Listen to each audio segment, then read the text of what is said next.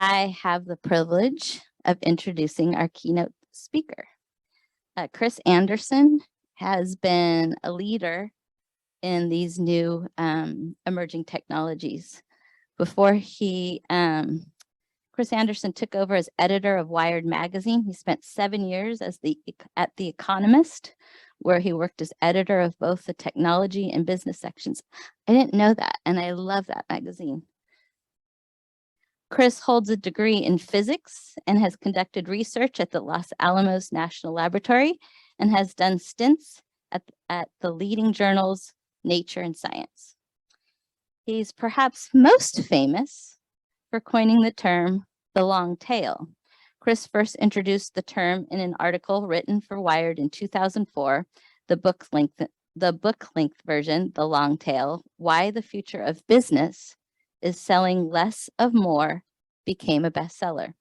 Chris was CEO of 3D Robotics when he sold it last year to Kittyhawk, the air taxi startup backed by Google co-founder, where he now serves as Chief Operating Officer.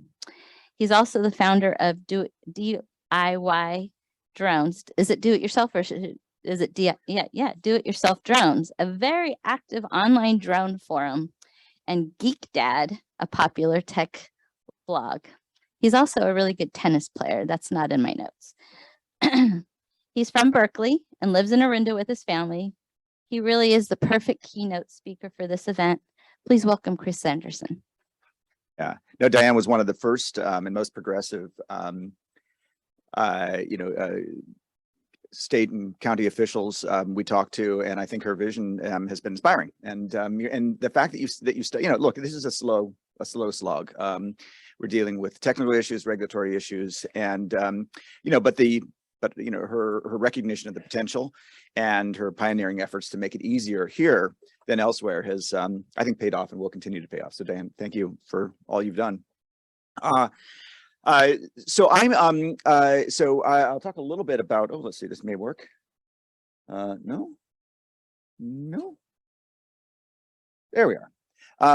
So I pretty much went from little drones to big drones. And big drones are kind of air taxis, and it's we call them eVTOL, electric vertical takeoff and landing. It's a very, very buzzy, quite literally, market. But it is, as for all the regulatory challenges we had with drones, carrying humans is even harder. And it's going to take a long time. But when we get this right, we have the potential to. The sky is empty. The sky is empty not for technical reasons. It's empty. It's market failure. It's purely empty for regulatory reasons, which is that we hold the air to a higher safety standard than we do the ground. As in, like 40,000 people die every year on the highways, and we allow 0 people to die in the air. Now, we're not suggesting that we should make the air less safe, but we are suggesting that the process of allowing an aircraft to fly, which is currently $1 billion in at least 10 years, is too laborious and uneconomic for the startups that are in this space. So what I'm going to talk about is the paradox of like great potential, but also great barriers, and what we can do about that. First of all, Kittyhawk was created by Larry Page. It is after Larry, the Google co-founder, after Larry left Google. This is pretty much his passion. This is what he does, and works with Sebastian Thrun, who created the self-driving car, Waymo, the DARPA Grand Challenge, and all this kind of stuff. And they want to, interestingly, they think that the aircraft has much more potential to transform the world than the car does. An autonomous car is still a car, but an autonomous airplane is a way to take people out of cars and get them from point A to point B in a quarter of the time for less money. You're not dealing with congestion. It's electric, so the carbon footprint is low. It can be cheaper than a car, less than $1 a mile. To do that, we have to think about aviation radically differently. I mean, we called it flying cars, but I mean, it's not far from the truth. An electric airplane looks like a Tesla inside. It's got batteries, it's got motors. It's actually simpler in many ways than a Tesla. But right now, Teslas cost $50,000 and eVTOL aircraft cost $5 million. What is the difference? And the difference is purely regulation. The process, regulating a car is pretty much do it. The risk is on you, the OEM. Regulating an airplane is you have to be certified airworthy by the FAA before you're allowed to do a single flight commercially. And likewise, in operation for cars, you just pick a city that wants you in, Phoenix, well, you know, Nevada, whatever. If some mayor decides they want to make it easy for self-driving cars or taxis to operate, they just do it. Whereas the air is controlled federally by the FAA. The FAA is purely a safety agency. They have no economic incentive. And so it's, you know, their instinct is to say no until they're convinced. So like on the ground, it's sort of like, you know, it's, you know, everything is legal until it's illegal. And in the air, everything is illegal until it's legal. So, you know, the Silicon Valley approach of ask forgiveness, not permission, just doesn't work in the air. So you know, and this is true for drones, and it's true, and especially true for human carrying aircraft. So we have a jurisdictional issue, which is that, you know, the Dianes of the world, and, you know, there aren't enough of them.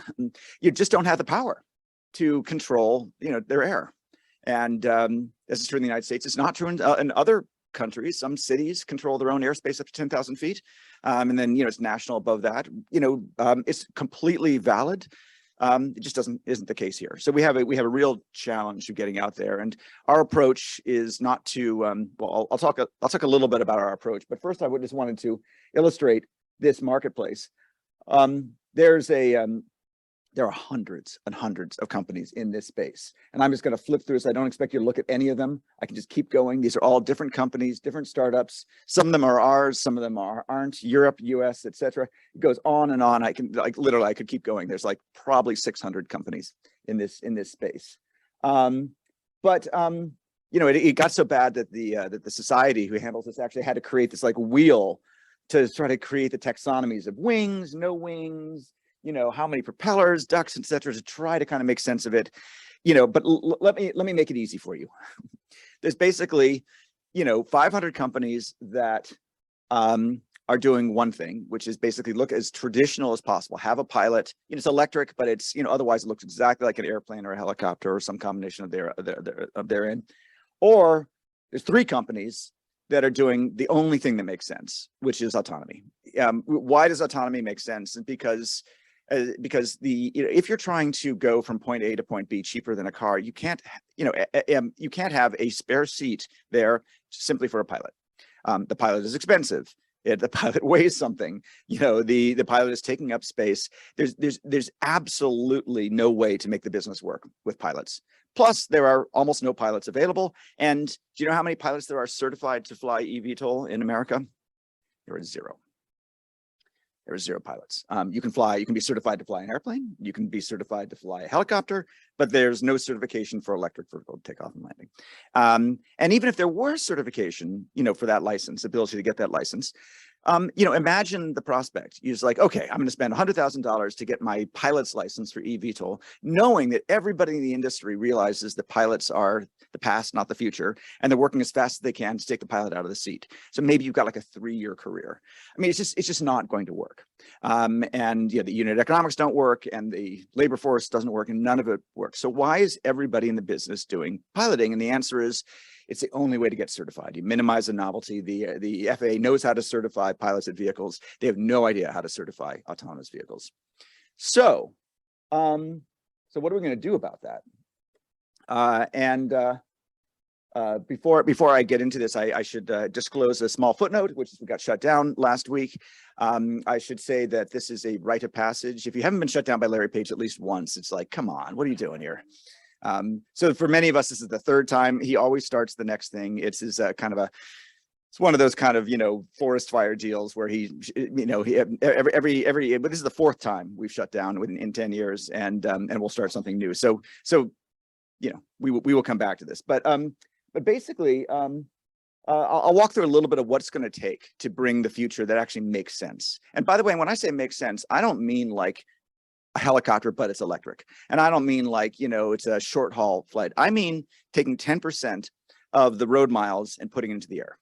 Right now, we all deal with the traffic here. Right now, we take all these people and we compress them to 1 dimension, a road, right? We don't even compress them to 2 dimensions. But you know, it's all in 1 dimension, a road. If we moved it to 3 dimensions, we have 0 traffic issues. You go as the crow flies. You go faster. You go. It's all electric. And, you know, we think that we could move 10% of road miles to the air. That would require something on the order of 10,000 vehicles in just the Bay Area alone, 10,000 air taxis just in the Bay Area alone. To give you a sense of how radical that is, the #1 maker of airplanes in America, Cirrus, #1, makes 600 aircraft a year. We need 60,000 a year. I mean, we are so, the aviation industry is so constrained by regulation that these things are expensive. They require licenses. It's just, you know, you have to fly from an airport, et cetera. It's all broken. I mean, this is why I say it's market failure up there. We know we can make an airplane for $50,000 or less. We know we could make an airplane that can, I say airplane, but it's, you know, it's a helicopter, then it's an airplane, it's a helicopter. We know we can make an airplane that can do less than $1 a mile, which is a bit cheaper than Uber or Lyft. We just can't do it here.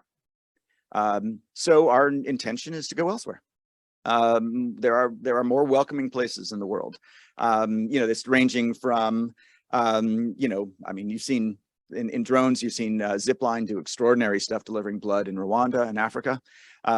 There's lots of places in the Middle East would just love to have us. We call them the Sultan with a pen, but you know, that's what the regulatory process looks like. And then there's countries like Australia and New Zealand that are quite, you know, have a lower barrier to entry and are quite innovative about this space. Even Switzerland is quite innovative. The United States is competing with Europe as being the most conservative, least innovative regulatory regime. And our regulatory agency, the FAA, bless them, has no incentive to move faster. As a matter of fact, they have lots of disincentives to move faster, because the last time they did that, we got the 737 MAX.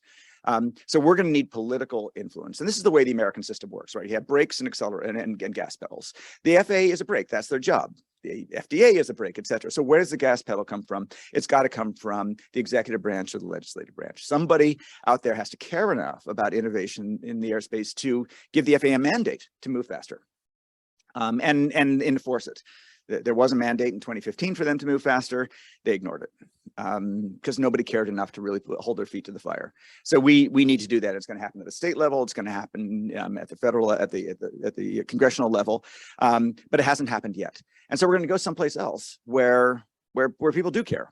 And they are willing to, you know, to make it easier for us to fly so that we can demonstrate the utility, demonstrate the safety, end up with, like, you know, 100,000 safe hours, and then bring that back to the United States and as evidence that it can work. So we have money. On any given day, we have Larry Page, we have, you know, a couple $100 billion sitting there waiting to be used. We have courage. Larry represents the ask forgiveness, not permission culture, and he's willing to, you know, take the personal risk, you know, for doing these things. And we'll go someplace where we have permission. Okay, so when we go someplace and have permission and we build up this evidence that this can work, this is not only economically but also safely, then you come back to the United States and there's a notion called performance-based certification. So the traditional form of certification is like every component has to be certified in a very traditional kind of 1950s way, and you know, it's extremely expensive, and that's why most aircraft have computers that are decades old. There was, to its credit, the FAA came up with a notion of performance-based, which is like, you know what, we don't care what's under the hood. If you can demonstrate that this vehicle does what it says, it can perform safely over thousands of hours, we test a range of failure scenarios, and it performs, then, you know, then the evidence, the proof is in the pudding. You know, you've proven to us that it can work, and we don't care how you did it. Steve and I, are you speaking? Well, anyway, yeah. So you'll hear more from Steve. So Steve and I have been through this process, and the first experiment, the FAA's first experiment, was with drones, certifying drones in this new performance-based regime, which they call durability and reliability, DNR. And Steve, was it 6 years ago they told us it was going to be a 6-month process, streamlined?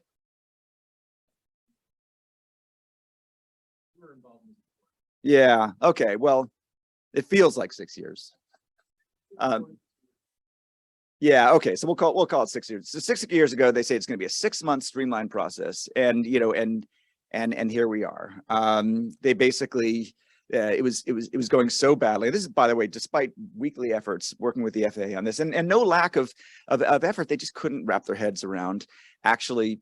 Well, I mean, I'll give you an example. So a drone is not just a vehicle, but it's also a system. There's the communications links and there's the ground control. So they call it a UAS, unmanned aerial system.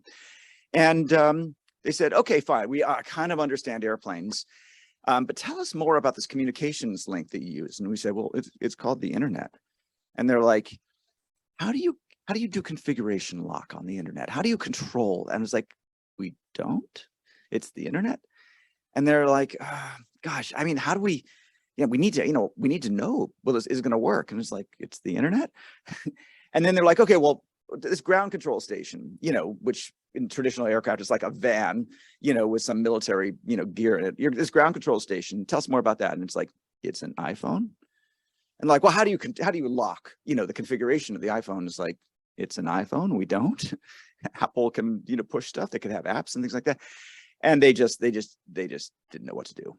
And so they said, you know what, we can either like ponder this forever, or we'll just decide that we're only going to certify the aircraft, which they did a couple of weeks ago. The first one came out, but there's no operating permission because you need the communications in the ground control station. So this could go another decade before anyone has any real useful ability. And these are startup companies that have raised, billions of dollars on the basis that they would be allowed to operate commercially, and they're going to go bust. My previous company, 3DR, sold because we went bust because we were waiting for regulation, and you're going to see a bunch of others go bust as well. So that's really a tax on innovation. And, we have two choices: you go bust or you go elsewhere.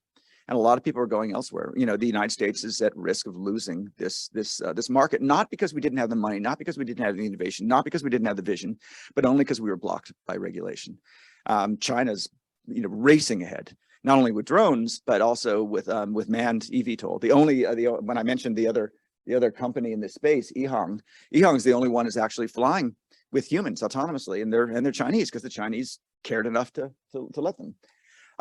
So anyway, this is going to be a long haul, but we believe in performance-based certification. We believe that we should be able to build up the hours and prove. Don't take our word for it. Let us prove it to you. So where are we going to build up all those hours? So with drones, we did it in Tijuana, Mexico, but there's a way to do it with full-scale aircraft. There's really no place where we can build up hundreds of thousands of hours in the United States. Remember, these vehicles are immature. They're not, we're not flying people in it. We're just, flying them, with dummy loads, et cetera. But they might crash, and that might be okay. Nobody gets hurt. We want to make sure we're flying over, not over people on private land, or, otherwise very, very safely. But we don't have permission to do that. We need, even for on private land, you need FAA permissions called a COA, Certificate of Authorization. So this is what we need. We don't want to be around other air traffic because, we can't promise that we can avoid them. They can't promise they can avoid us. We need the permission right now, this COA. Right now we need to get a COA. If we ask for a COA, the FAA will say, okay, great. Well, tell us about your vehicle, and, tell us, exactly all the manuals, the flight manuals, and, software. And it's like, this vehicle is just like bolts and plastic. It's a prototype. And by the way, today's vehicle is going to not be the same as tomorrow's vehicle because we're in R&D mode, and there's really no path for allowing our OEMs like us to operate in R&D mode over private land. Because the FAA controls the airspace, they have made it just too difficult to get those kind of hours. So we're going to think we're going to have to go back to Mexico again.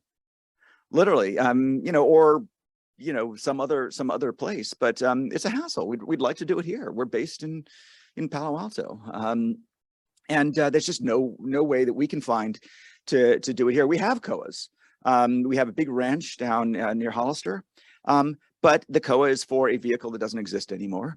We're asking for a COA for a next vehicle, and they're like, tell us more about it, and we just can't. It's just it's an idea. It's a prototype. It's not ready to be sort of, locked down. And the FAA's just never dealt with this level of innovation and change before. So I wanted to basically end on this slide and start a conversation. So these are the so I think Diane mentioned that there's these UAS, drone test sites, and that they have affiliations. The actual test sites themselves are designed for exactly this purpose, but they're kind of in the middle of nowhere. Meanwhile, some of the test sites have associations with places that are more convenient, like Byron. But even there, the problem is that although the test sites really are the middle of nowhere, they control their own airspace, and you can do whatever you want there. Byron's fantastic, but it's a working airport. And so I thought I would just sort of stop here. And I know I've got a bunch of experts in the room, but now you know what I want. I want the ability to fly a larger than 55 pound, a large vehicle. I want to be able to fly hundreds of hours a week safely. I mean, in other words, the vehicle may be destroyed, but nobody's going to get hurt over land where there's no risk of hurting people. There's no risk of hurting property. And there's no risk of other traffic. And I want to do it in driving distance.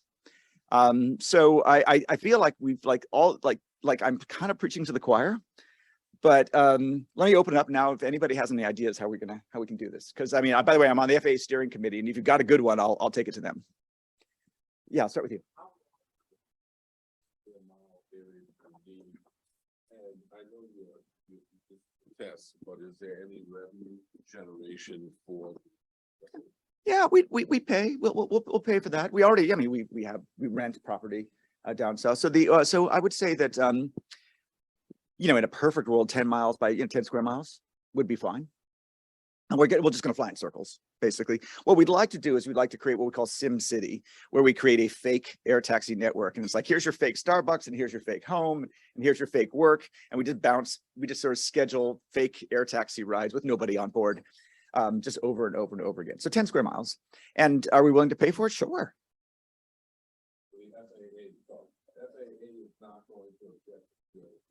They're absolutely going to object. Yeah, you got to bring us permission as well as land.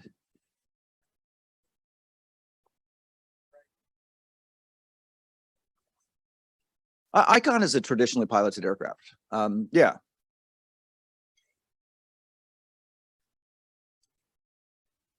Yeah, this is called an ultralight. And ultralights are under 250 pounds, and you can get an experimental R&D exemption, but those are all piloted. Nobody has gotten permission for autonomous, flying of over 55 pounds. You're being rational. That's a huge mistake. By the way, you can get these experimental R&D exemptions. You can do it. It takes like months and months and months, and it's locked to a specific design. So it's not impossible. It's just impractical. Yeah.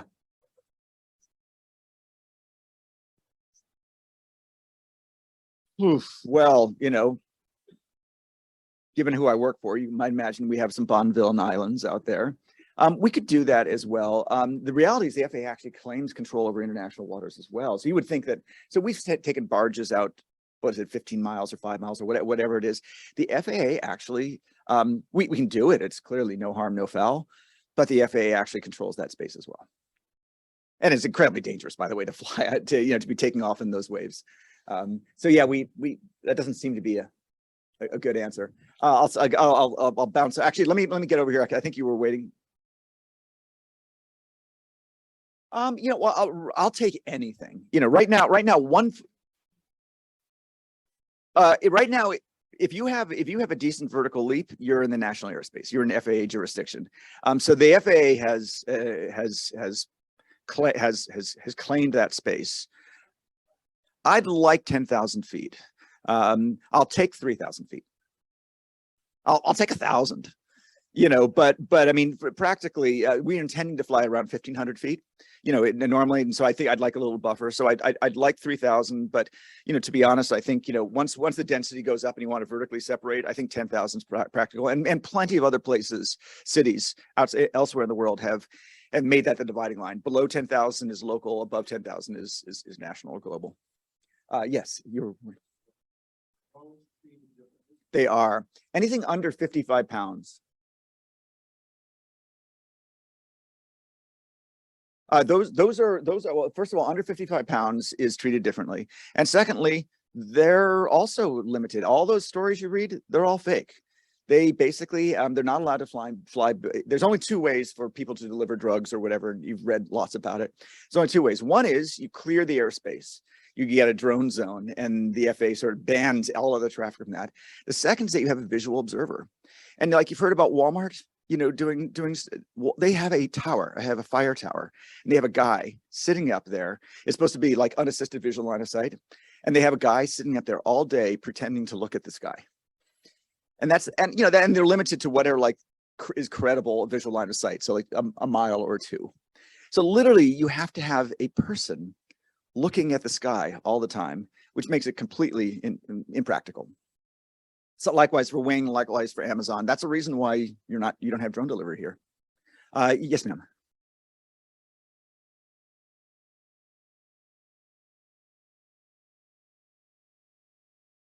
That's such a good question. So boy, Steve, we could how much time do you got? Why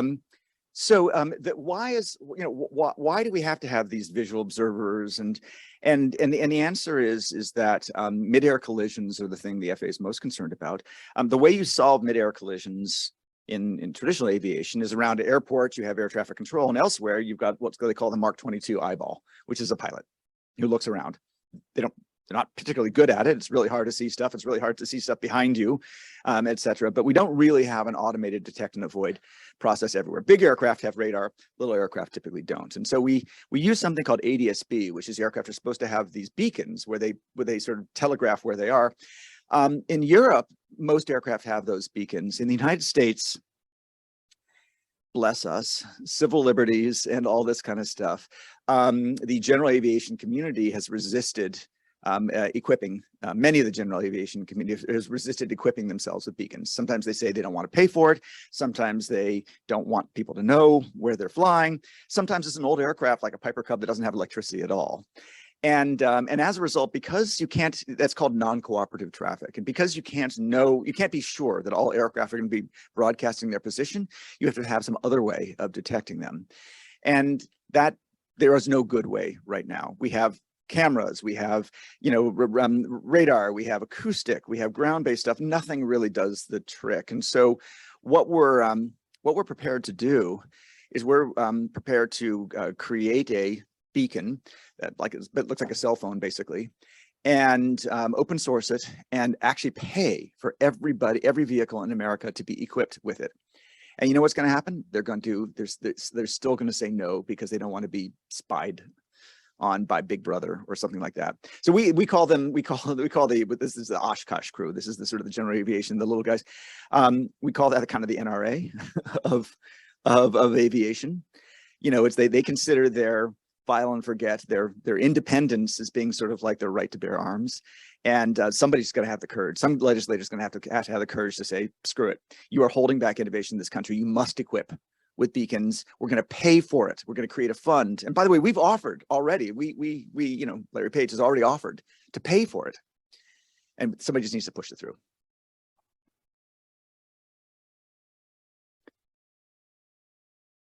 Not enough of them is the answer. It would typically be the transportation committees of the Senate and the House who control the FAA. So that's ideally where it would come from. Yes, sir.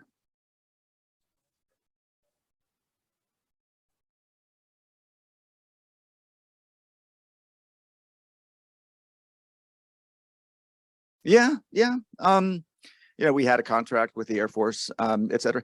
It is expensive. You know, so they use satellite communications. They control their own airspace. The aircraft are large. They're large-ish. They're typically equipped with radar. So basically, the cost of doing that is more than the cost of our entire aircraft. And it's military grade, which means it's export controlled, which means we can't use it. We love the Air Force. We think they're doing really exciting work. They've certainly offered to open their, you know, Edwards and other places to us. We're concerned that if we do that and it becomes military technology, that we're done.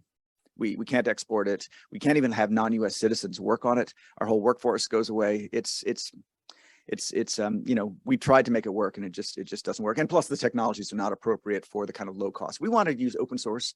We want to have, you know, technologies that cost, you know, tens of dollars, not tens of thousands of dollars. And the military just doesn't tend to go in that direction. Yes, sir, in the back.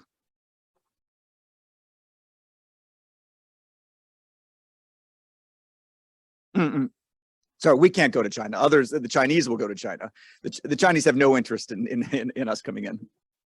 The Middle East, yeah, and Australia, New Zealand, places like that.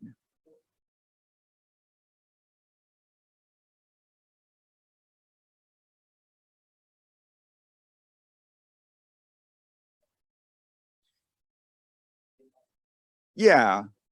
I mean, so the Middle East is not one thing, right? So, you know, there's Israel there. I mean, you know, so Syria is probably not going to be where we do it, right? But you know, we've done a lot of work in Oman, for example. I mean, that we have allies in the Middle East. Yes, ma'am.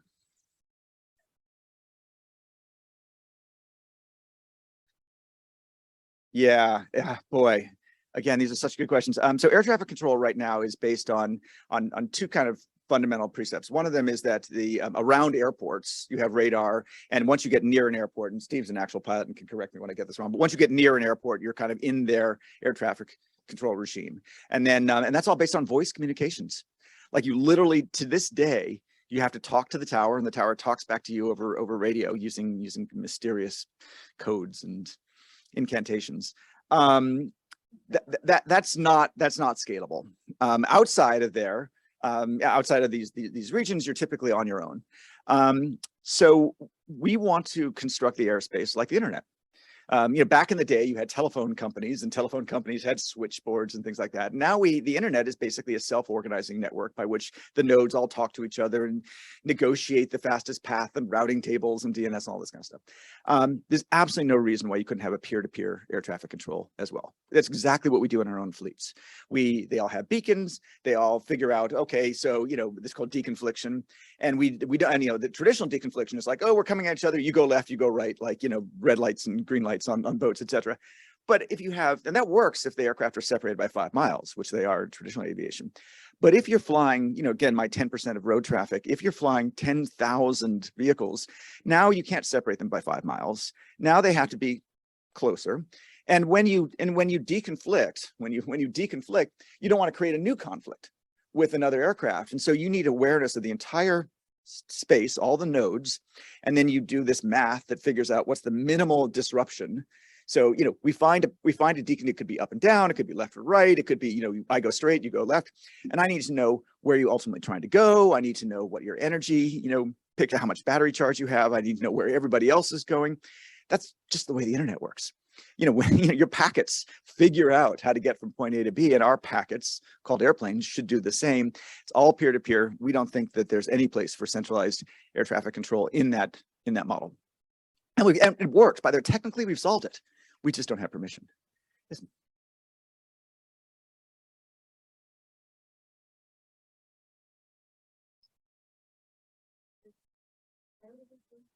Never. Yeah. Yeah.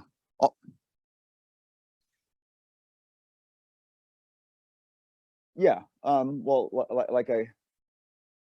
like I said, yeah, everybody except for basically us is doing pilots.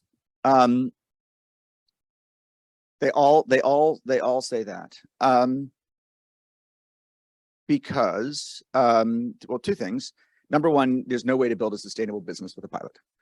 So there's no path to profitability. You can't, you know, you have to be subsidized by Wall Street, you know, for long as you do it. And the second is that our philosophy is we should skate to where the puck is going, not where it is. And our philosophy is if you put in a pilot, you're never taking them out.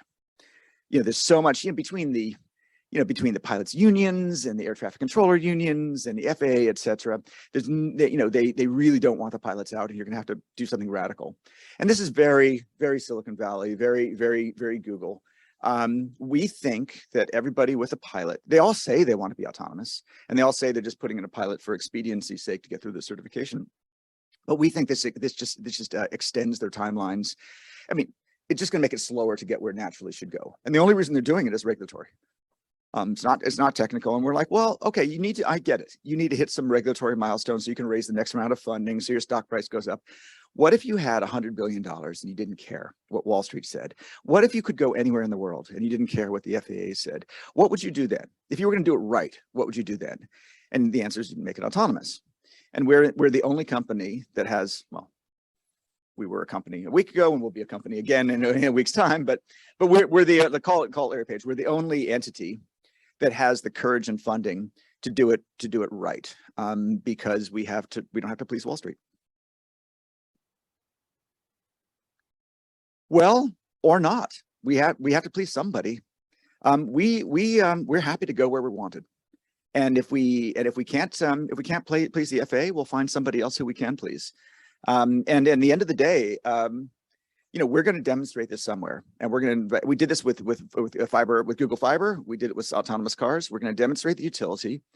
We're going to invite the world's mayors to come see it. The world's mayors will say, that's awesome. I want it in LA or wherever I'm from. They're going to come back and they'll say, what's stopping me from having that? And the answer is the FAA, and they're going to sue the FAA on jurisdictional grounds. 60 years ago, the FAA didn't control the national airspace. 60 years from now, they won't control the national airspace. We're fighting over, this is the golden age of jurisdictional challenge. Abortion, gay marriage, cannabis, energy, all these things are up for grabs right now. And we're deciding, is that a national thing or is it a state thing?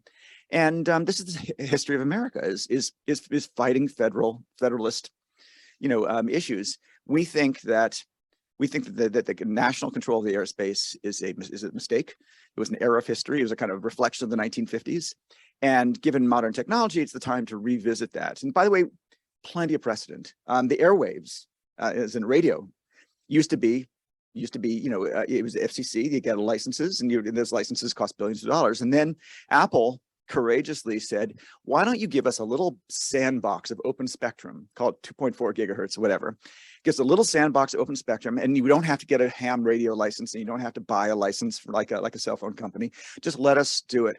That created Wi-Fi, that created Bluetooth, that created incredible innovation. And so that's what we want. We want a sandbox where we can innovate. And with radio, it was a spectrum sandbox. We want a bubble over cities, as a crucible of innovation. And it'll be responsible. It'll allow competition between cities. It'll allow safe and appropriate use where the economic case is the strongest. We're going to take this, somebody is going to take this to the Supreme Court, and they're going to win. And whether it happens in 5 years or in 10 years, the notion of federal control of the airspace down to 1 foot is not going to hold. And the question is, who's going to have the courage to lead that charge? I think there's another, yes, back there.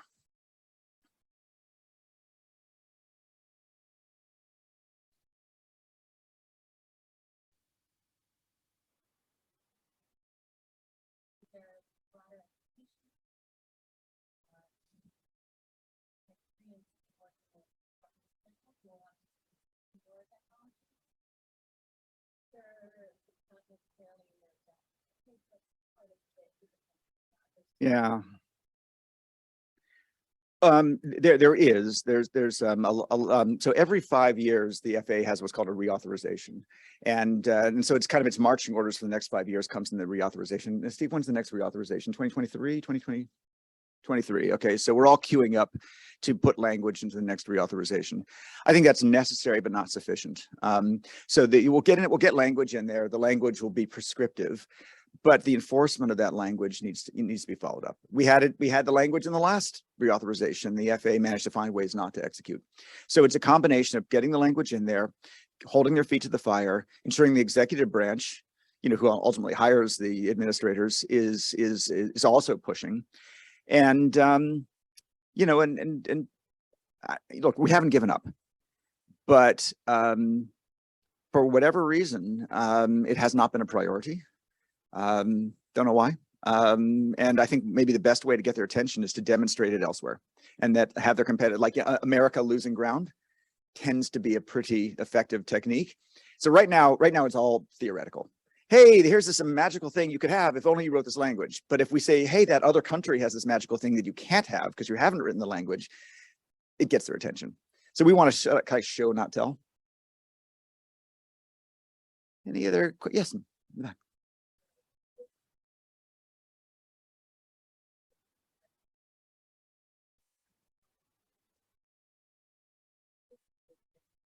mean the FAA? Yeah. Why? Because if anybody dies, it's, you know, they're to blame. I mean, they're a safety agency, and right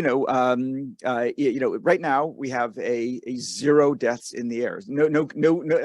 I don't think there's been a fatal commercial airline accident in like 2 years, something like that. So we're at 0 deaths. So let's imagine they make a change and it goes from 0 deaths to 5 deaths.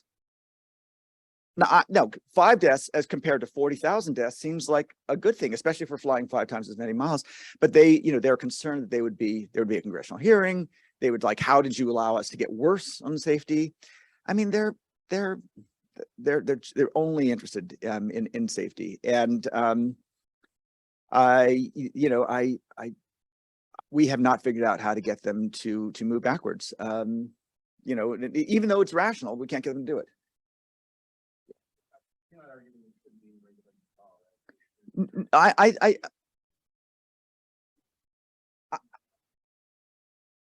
I think we should have a reasonable standard. So, I mean, by the way, this is across the board. There is this sort of acceptable risk, but we're seeing it a lot with nuclear power right now. So coal power kills, I don't know, like 30,000 people a day, and nuclear power kills 0. Like 30,000 people per year, rather, and nuclear power kills 0. And yet we've somehow decided that nuclear power is dangerous and coal is safe. It's completely irrational. And the same thing, cars kill 40,000 people, air travel kills none. We need to find an acceptable level of risk. And it's not going to be 0. It's 0. You just cannot innovate in a 0 risk environment. Silicon Valley is all about risk capital. And, we have to figure out the pros and cons. I think it is possible. So let's imagine that we, and by the way, this is happening a little bit with self-driving cars as well. So let's imagine that we get 100 times as many people flying. Per day, because we've made it cheap, etc. And we took them off the roads and into the air. Now on the roads, let's say 5 of them would die every year, and in the air, 0.0001 of them would die every year over the thing. So I would call that a huge progress. That's good for people. It's good for safety. It's good for everything. But the fact that it's not exactly 0 means that the FAA is going to resist it. They have this thing called a 10 to the minus 9, 1 in a billion hours of safety critical things.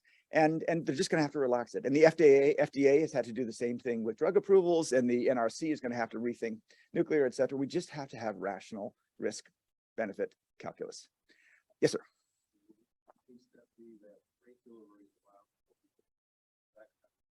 Yeah. So good point. So we start with the small drones, then we're going to go to big drones. The big drones will probably have cargo before they have people.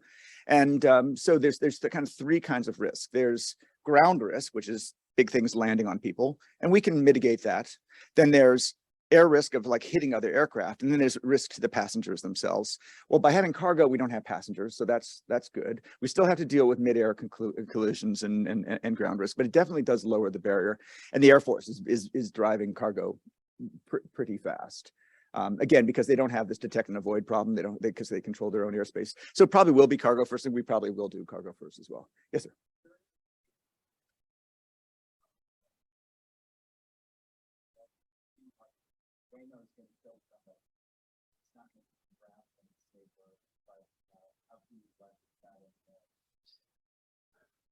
We've thought a lot about it, and the Department of Transportation does ground and air, as it happens. We've thought about how do you statistically prove safety, reasonably. How do you do it in simulation? How do you get credit for simulated, hours as opposed to real world hours? I think one of the things we lead is in the open source community is there's sort of notion of safety critical. So safety critical automotive grade Linux or safety critical software. There's some principles that allow software to be developed safely that are kind of common between cars and airplanes, et cetera. But in terms of the actual like data, I mean, self-driving cars tend to have, there's 3 things that can go wrong. Number 1 is they can just block traffic because they're very conservative and they tend to just stop when they don't know what they're doing. The second is you can have fender benders. And the third, which hopefully is rare, but has happened, is that you kill people. Whereas in the air, they kind of tend to be binary. Well, again, cars are not regulated federally on the ground. It's like, whatever the risk the company's willing to take. Yes, sir. But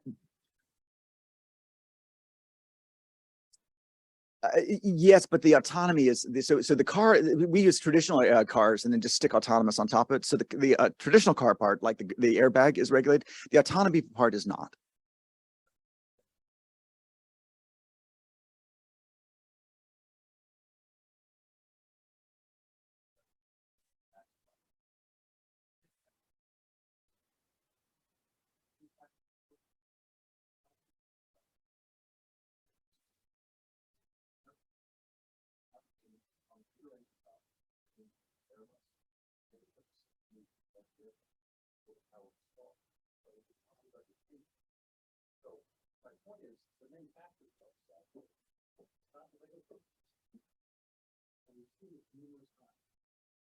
We could discuss this at length. I was pretty involved in that.